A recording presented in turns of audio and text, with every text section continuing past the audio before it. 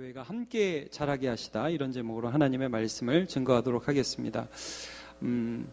우리가 이제 계속해서 교회에 대해서 하나님의 말씀을 묵상하고 있죠. 그래서 교회를 충만케 하시고, 그리고 그 교회를 하나 되게 하시고, 오늘은 그 교회를 함께 자라게 하시는 그 하나님에 대해서 묵상하기를 원합니다. 성경은 우리에게 계속해서 자라날 것을 권면하고 있죠. 그래서 오늘 본문도 이렇게 말씀을 합니다. 15절 보시면 오직 사랑 안에서 참된 것을 하여 범사에 그에게까지 자랄지라 그랬습니다. 그는 머리니 곧 그리스도라. 예수 그리스도께서 원하시는 그 수준과 분량만큼 우리가 자라나기를 원하시는 거죠. 15절은 우리 좀 전에 읽었던 15절을 같이 한번 읽어볼까요? 시작. 오직 사랑 안에서 참된 것을 하여 범사에 그에게까지 자랄지라. 그는 머리니 곧 그리스도라. 예수님이 원하시는 그 분량대로 우리가 자라나야 된다. 이유를 이렇게 설명하고 있어요. 14절에 보면 이는 우리가 이제부터 어린아이가 되지 아니하여 사람의 속임수와 간사한 유혹에 빠져 온갖 교훈의 풍조에 밀려 요동하지 않게 하려 함이라. 그러니까 여기 보니까 사람들이 속인다, 간사한 유혹이 있다, 온갖 교훈의 풍조가 이렇게, 풍조라는 게 여러분 뭡니까? 바람과 어떤 흐름이라는 거 아니니까 세상이 이렇게 가면 생각 없이 막 이렇게 하고, 세상이 이쪽으로 쭉 가면 또 여기로 흘러가고, 이렇게 왔다 갔다 하지 않게, 어린아이는 그렇게 하지만 우리가 자라나면 그러지 않을 수 있다는 거죠. 말씀에 의해서 자라나면 판단력이 생기고 생각이 분명해지고 우리가 하나님에 대한 기준이 생기면 생길수록 이런 유혹과 속임수, 그 다음에 풍조, 세상 풍조에 흔들리지 않을 수 있다는 것을 말씀해 주고 있어요. 여러분 애들 보면 흔들리죠. 그래서 여러분 혹시 기억하실지 모르겠는데 그 애들은 옷에 민감해요. 그래가지고 한 10년 전에 등골 브레이커라는 게 있었습니다. 여러분 기억하십니까? 애들이 죄다 옷을 입는데 노스페이스 그 옷만 입고 다녔던 때가 있었어요. 그래가지고 그것도 옷이 그게 좀 비싸요. 막 20만 원, 30만 원 이러니까 어른들 등골이 휜다 그래가지고 등골 브레이커라고 그랬던 기억이 있어요. 죄다 그걸 입고 다녔어요. 근데 요즘에는 또 보니까 애들이 딱 뭐 입고 다니는지 아세요? 보시면 롱패딩 그래가지고 그 시꺼먼 거 있죠. 색깔도 그 시꺼먼 거, 긴 거, 그거 죄다 그거 입고 다녀요. 그거 안 입으면 또 이게 또 학교를 못 간다네요. 그래가지고 죄다 이제 뭐 그렇게. 근데 이제 애들을 이렇게 보면서도 이게 또 뭐 이렇게 간다. 근데 여러분 어떻게 보면 사람이 그래요. 이 기준이 없고 하나님을 모르면 요즘에 돈이 이만큼 있어야 된다. 그러면 어른들도 마찬가지예요. 이렇게 되고. 예수는 믿지만 그래도 이런 것도 좀 있어야 된다더라. 그러면 애들은 또 이렇게 키워야 된다더라. 이 학원을 보내야 된다더라. 그럼 저 학교를 가야 된다더라. 이 직장을 들어가야 된다. 그러면 사람들이 다 죄다. 그냥 여기 가면 된다. 저기 가면 된다. 왔다 갔다 하면서 중심이 없어요. 이게 다 뭐냐? 어린아이다. 이게 어린아이다. 그래서 어린아이의 신앙을 벗고 자라가라 라고 말씀을 해주시는데, 자, 우리 모든 성도들 이 꿈을 가지시길 바랍니다. 여러분 주 안에서 자라가시기를 축복합니다. 자라가면 흔들리지 않아요. 자라가면 세상이 이렇게 불 때 저거 세상 바람이 부는구나, 나 더 똑바로 서야지, 이런 마음으로 서요. 저거 안 하면 어떡하지? 괜히 불안하고 저거에 내가 들어가야 될 것 같고, 이런 마음들을 이겨나가고 판단해 나갈 수 있다는 것을 말씀해 주고 있어요. 그래서 베드로전서에도 이렇게 말씀을 해주시는데, 갓난아이들 같이 순전하고 신령한 젖을 삼어라. 이는 그로 말미암아 너희로 구원에 이르도록 어떻게 자라게 하려 함이라. 자라는 것에서 말씀해요. 구원에 이르도록 자라고 구원을 이루어가고 하나님께서 우리에게 시작하신 일을 예수 그리스도의 날까지 이루시도록 우리가 계속해서 자라나도록 하나님께서 말씀을 통해 우리에게 권면하고 계십니다. 베드로전서 베드로후서 3장 18절을 보면요, 오직 우리 주 곧 구주 예수 그리스도의 은혜와 저를 아는 지식에서 자라가라.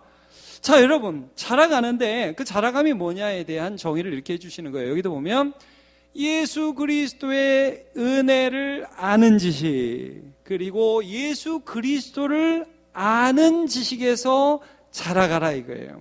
그러니까 구원 받았으니까 나 예수님이 구원해 주셔서 알아. 예수님 알아. 이게 아니라 그 예수님이 어떤 분인지, 그 다음에 예수님이 베푸신 은혜가 얼마나 큰 것인지에 대해서 어릴 때 아는 것과 초등학교 때 아는 것, 중고등학교 때, 청년 때 더 커서 예수 믿은 지 1년밖에 안 됐을 때 아는 것과 10년, 20년, 30년이 지나서 예수를 아는 것의 수준이 점점점 달라지도록 그렇게 자라가라라고 말씀을 해주시고 계세요. 근데 이 말씀을 보면 우리가 영생에 대해서 우리가 이런 말씀 기억하시죠? 요한복음 17장 3절에 보면 영생은 유일하신 하나님과 곧 그의 보내신 자 예수 그리스도를 아는 것이니이다.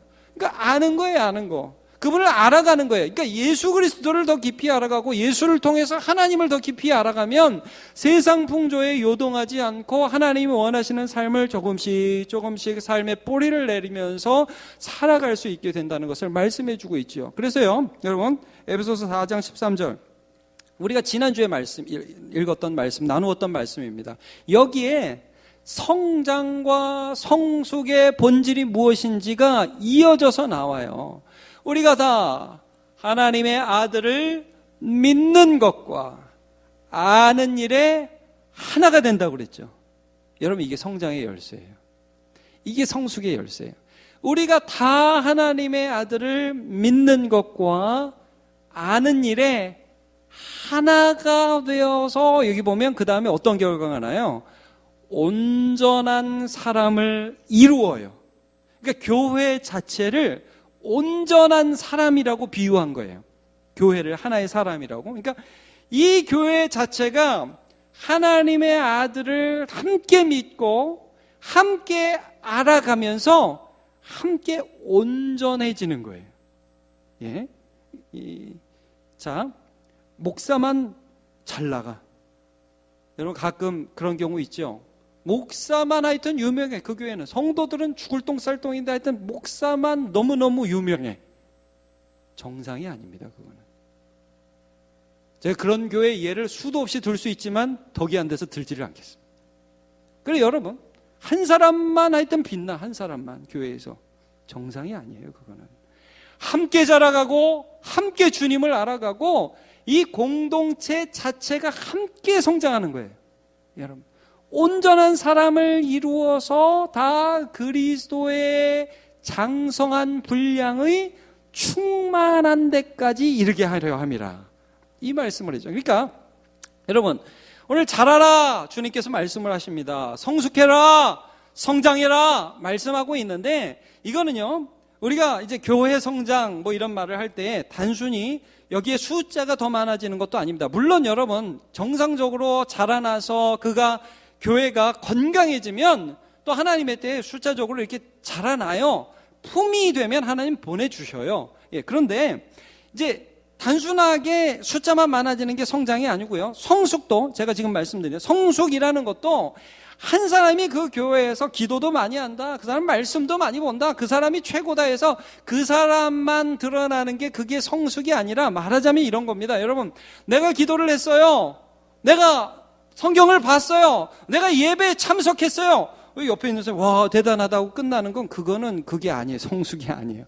성숙이라는 것은 내가 말씀을 보고 내가 기도를 한 것이 한 교회가 온전하게 예수 그리스도를 알아가는데 영향력을 미쳐야 온전한 성숙이에요. 네. 이것들이 함께 드러나는, 함께, 나 혼자가 아니라 함께 드러나는 것, 이게 교회의 성숙이고 교회의 성장이라는 것이죠. 고린도 교회가 어떤 면에서는 이런 면에 실수를 했습니다. 고린도 교회는 이제 바울 사도가 복음을 전파하고 나서 여전히 죄성이 많으니까 뭐 처음에 바울이 최고다, 아볼로가 최고다, 게바가 최고다, 뭐 이런 싸움을 하기도 했지만, 바울 사도가 고린도전서 이제 10장 이후에 계속해서 그들에게 던지는 그 도전은 뭐냐면, 너희들이 다 교회에서 1등 되려고 한다. 1등.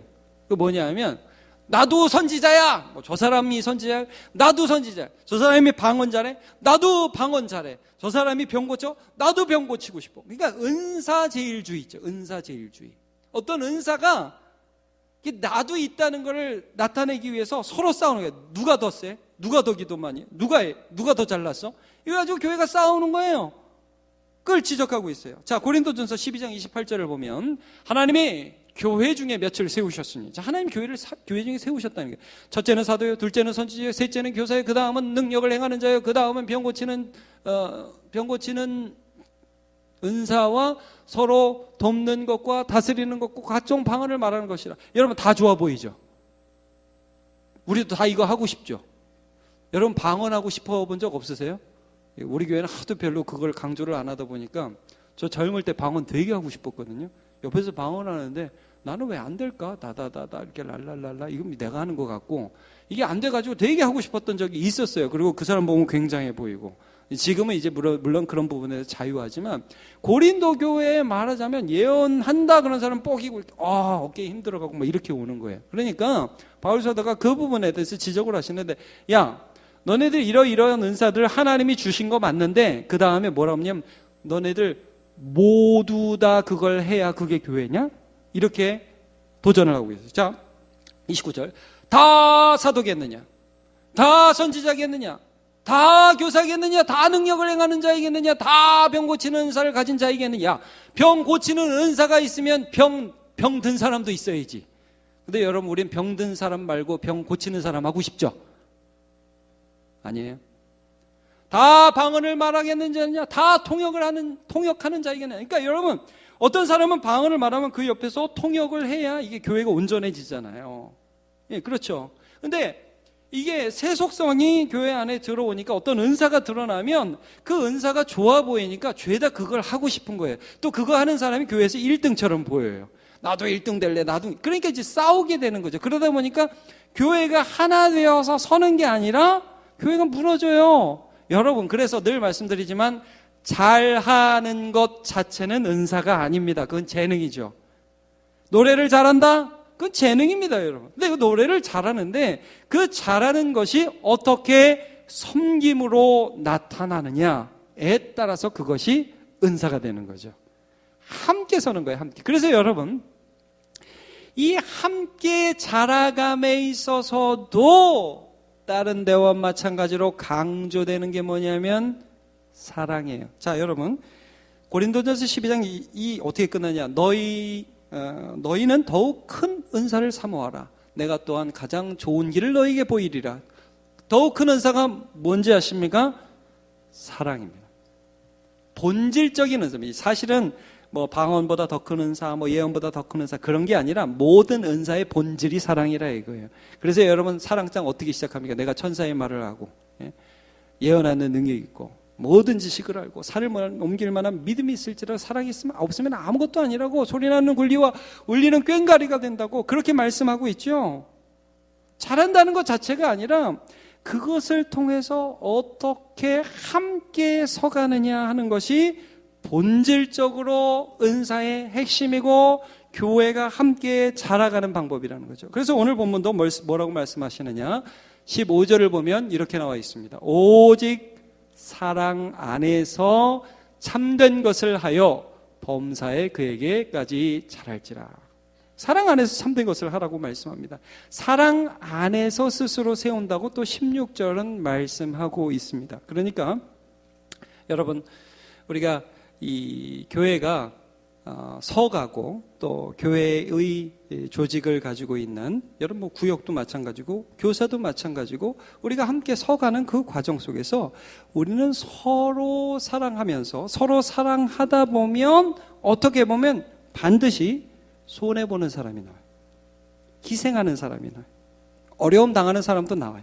그런데 그런 사람들의 희생과 헌신을 통해서 희한하게 함께 서가요. 예. 그래서 어떤 사람이 희생을 해요. 어려워요. 힘들기도 해요. 그런데 그것을 통해서 다른 사람들을 세워가다 보니까 이 사람 죽는 것 같은데 이 사람이 살아가면서 또 이 사람이 살아나요. 자, 여러분. 제가 감사한 게 하나 있어요. 저 목사라서 감사해요. 예.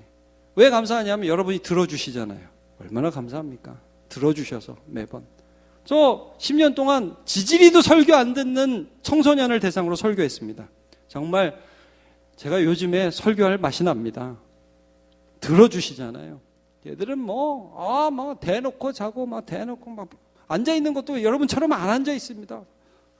이렇게 앉아있어요. 이렇게. 거기다 대고 말씀 전했습니다. 지금 보니까 얼마나 감사한지. 그래도 이러고라도 앉아 있어줘서.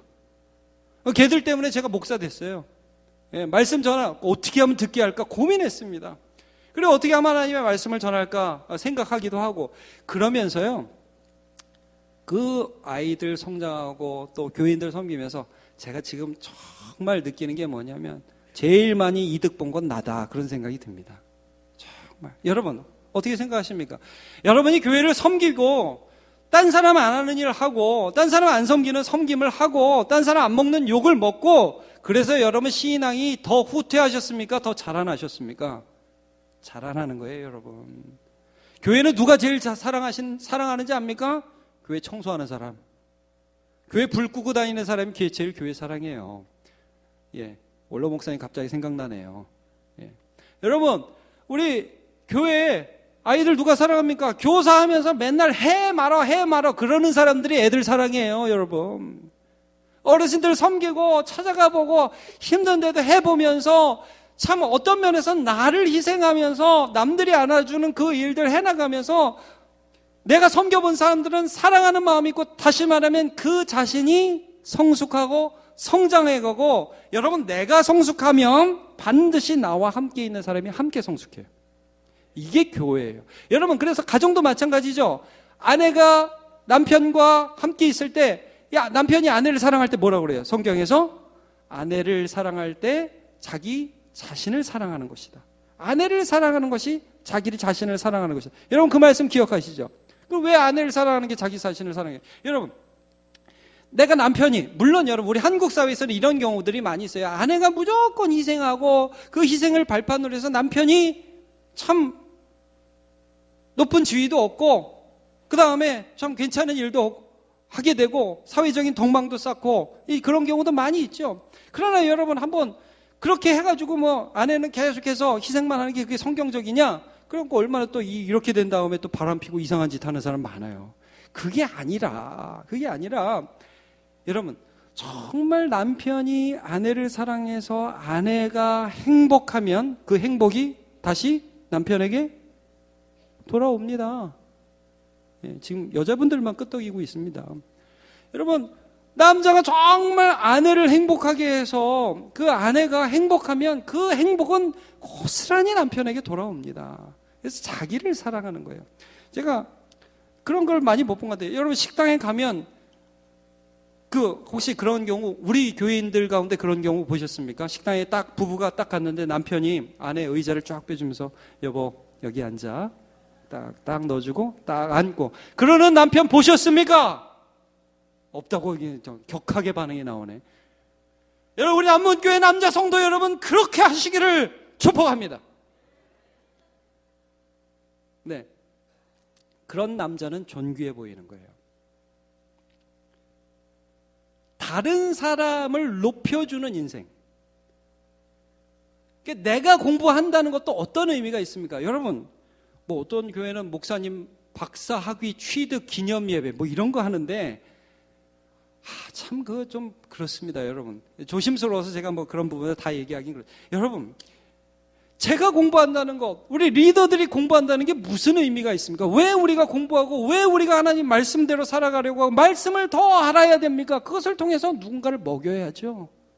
서로 의미가, 그렇게 해서 이 사람들이 살면 그것 때문에 내가 존귀해지는 거예요. 이게 교회예요, 교회. 교회는 하나 되었기 때문에 함께 자라지 한 사람만 자라지 않아요. 여러분, 손가락만 자라면 이게 뭡니까? 손가락만 쭉 자라면 눈만 커져, 눈만. 한쪽 눈만 막 3.0, 4.0, 한쪽 눈은 나빠. 너무 웃긴 거잖아요. 이거 교회가 아니에요. 여러분, 교회라는 것은 한 사람의 리더가 한 사람의 좀 떨어진 사람을 세우기 위해서 1등 할 수 있는 걸 2등 하는 거예요. 다시 한번 말씀드리지만. 그렇게 해서 함께 커가고 함께 자라는 거예요. 여러분, 어떤 목사님이 책을 썼는데 그 책 제목이 도발적입니다. 자식의 은혜를 아는 부모. 좀 이상하죠? 어떻게 돼야 돼요? 부모의 은혜를 아는 자식. 그렇게 해야 되잖아요. 자식의 은혜를 아는 부모. 이 책 제목이에요. 그래서 왜 이렇게 썼나 보니까 이거예요. 여러분, 우리가 부모, 혹시 여기 부모 수업하고 부모 되신 분이 있습니까? 다 얼떨결에 그분이 오셔가지고 사랑한다고 그래가지고 나도 사랑하나? 그래가지고 결혼해가지고 그래가지고 어쩌다 보니까 애가 나왔네. 애가 나와가지고 얘를 어떻게 키우는지 몰라가지고 어머니 아버지한테 물어보고 이 사람 저 사람 물어보고 그러면서 키우는데 키우다 보니까 내가 엄마답지 않고 내가 아빠답지 않고 내가 얘를 키우다 보니까 부족하고 연약한 죄인 부모인 것을 깨닫게 되죠. 그래가지고 기도하면서 하나님 어떻게 해야 됩니까? 말씀드리면서 어떻게 해야 합니까? 나를 치면서 복종하면서 얘를 키우게 되죠. 그러니까 여러분 어떤 면에서는 우리가 애를 키우고 어떤 면에서는 애가 우리를 키우고 그런 게 있는 거예요. 그래서 함께 자라나는 거예요. 그런 말 있잖아요. 문제 아이는 없고 문제 부모만 있다 이런 말도 있지 않습니까?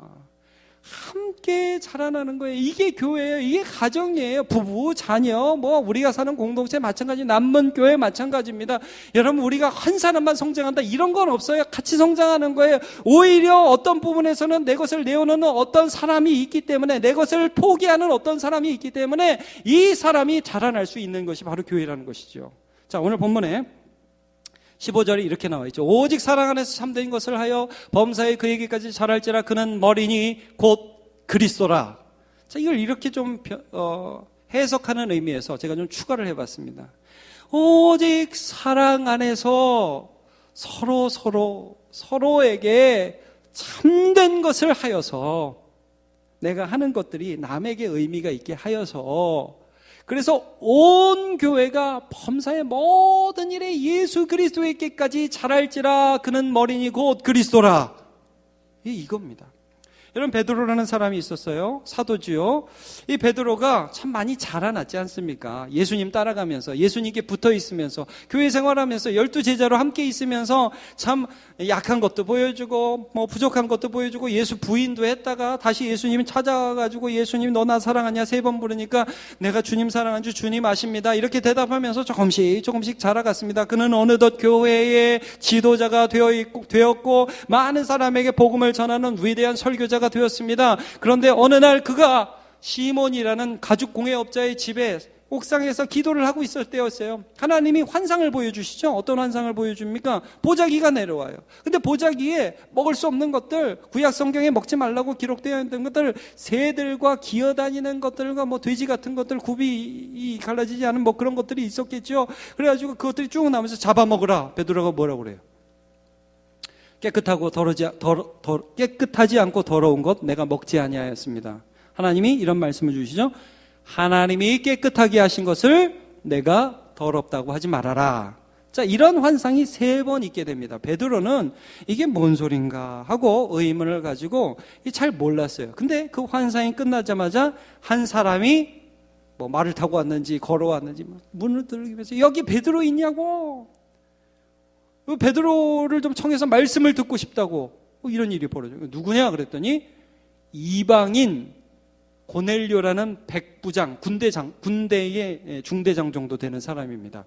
이 사람이 하나님을 경외하는 사람인데 이방인인데 자기 집에 와서 말씀 좀 전해달라는 거예요. 어떻게 나를 알고.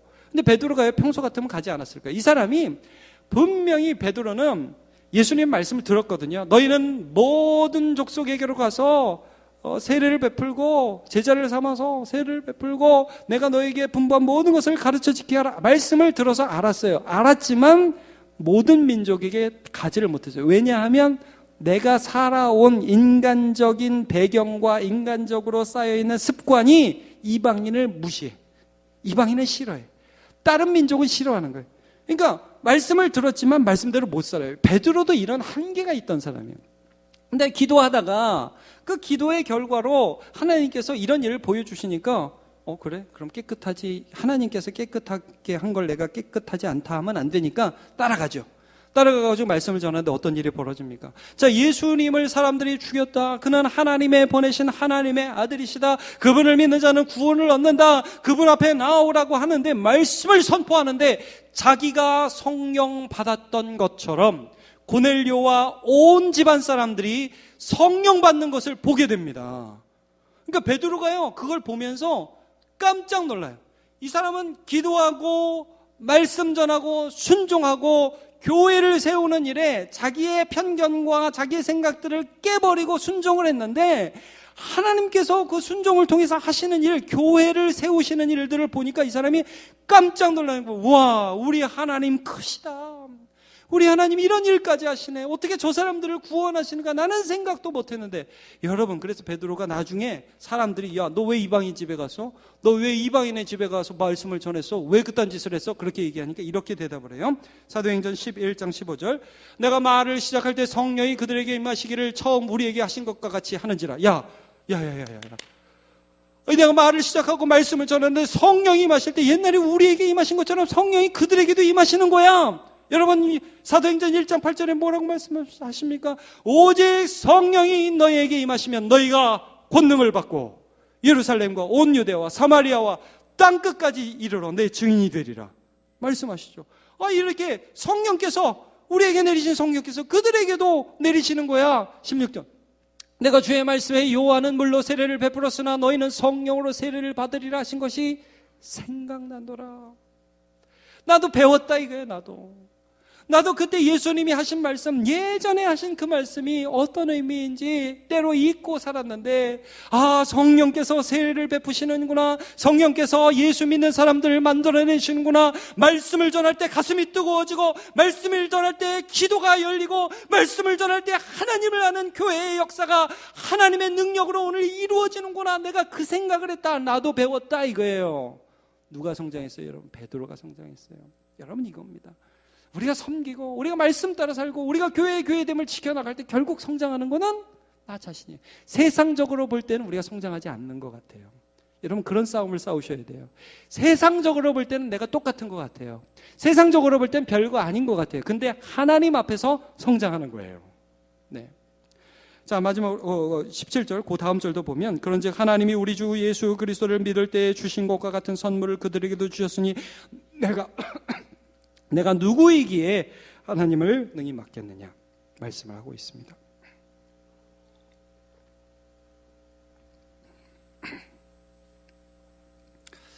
여러분, 기도도 많이 하시기를 바랍니다. 성경도 많이 보시기를 바랍니다. 그런데 그 기도하고 성경 보는 것이 나 아닌 다른 사람을 세우는 데까지 나타내기를 바랍니다. 그래서 조금 손해볼 수도 있고요, 조금 더 다른 사람들이 볼 때는 제 세상적으로 왜 이렇게 쳐져? 이런 말을 들을 수도 있어요. 그런데 그런 것들을 통해서 하나님의 나를 함께 세워가면 결국은 서가는 거예요. 제가 가끔씩 여러분에게 그 청년 바보 의사라는 책을 권해드린 적이 있습니다. 안수연 씨, 72년생으로 알고 있고요. 지금은 고인이 되었습니다. 2006년에 돌아가셨으니까. 이 의대생과 또 의사로서 살아갔던 그분의 수시로 쓴 글들을 모아서 책으로 냈어요. 근데 이제 이분이 이런 삶을 살았다고 그래요. 여러분, 의대생들 굉장히 바쁘잖아요. 근데 이제 예과를 거쳐서 본과로 이렇게 들어가게 되는데, 그 시절에 너무 시간이 없고 매일 시험을 보고 월요일 아침에 시험을 보니까 교회를 섬기기 너무 힘든 거예요. 근데 이분이 그런 때에 교회에서, 자기는 이제 영락교회 다녔었거든요. 오전 9시에 와서 오후 6시까지 교회에서 예배를 드리고 나서 청년부 성경공부 리더. 근데 리더 끝나면, 여러분 청년부들 그렇잖아요. 성경공부 끝나면 그냥 집에 가면 안 되거든요. 반드시 먹어야 돼요. 먹고 또 교제도 해야 돼요. 그러니까 이런 것들을 하기 위해서 아침 9시에서 저녁 6시까지 자기가 시간을 이제 쓰기로 결단을 한 상태인데, 의대생으로서 이거 하기가 너무 힘든 거예요. 월요일날 시험이 있고, 그 다음에 화요일날은 CMF라는 기독교 또 이 동아리에서 예배를 드리는 그런 일들을 했어요. 의대생 기독교 동아리가 있거든요. 이거를 하나님 앞에 기도하다가, 하나님 조금 손해보더라도 내가 이 일들을 함으로 교회를 함께 세워가겠습니다라는 결정을 하고, 참 의대생이 여러분 이 일들을 했어요. 그래서 여러분, 이 사람이 공부를 너무 잘했으면 너무 좋겠죠? 근데 이 사람이 꽈락도 하고요, 의사시험도 한번 떨어지고요. 그렇게 해서 교회를 섬겼어요, 여러분.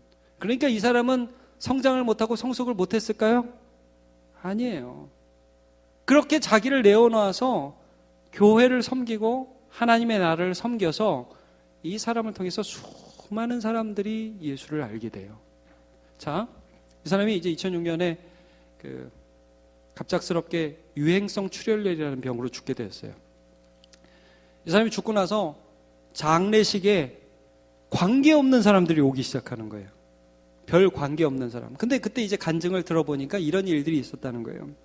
여러분, 요즘 의사들이 환자들 회진하지 환자들하고 상담하지는 않지 않습니까? 이제 얼마 인생이 남지 않은 암 환자의 이야기가 이제 들려오는데 이런 이야기들이 들려오는 거예요.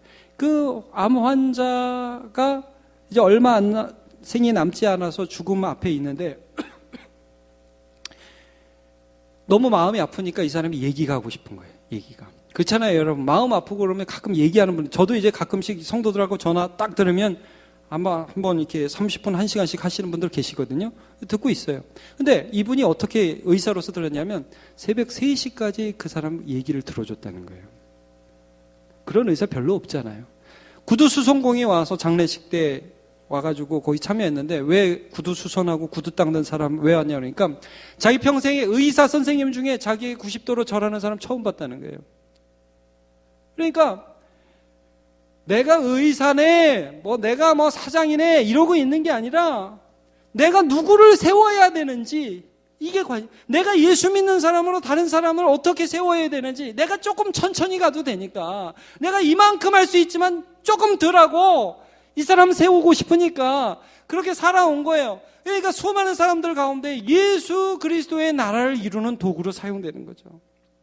여러분, 우리 이 세상 살아가면서 세상은요 모든 사람에게 1등 되라고 그럽니다. 그래서 세상은 하나 될 수가 없습니다.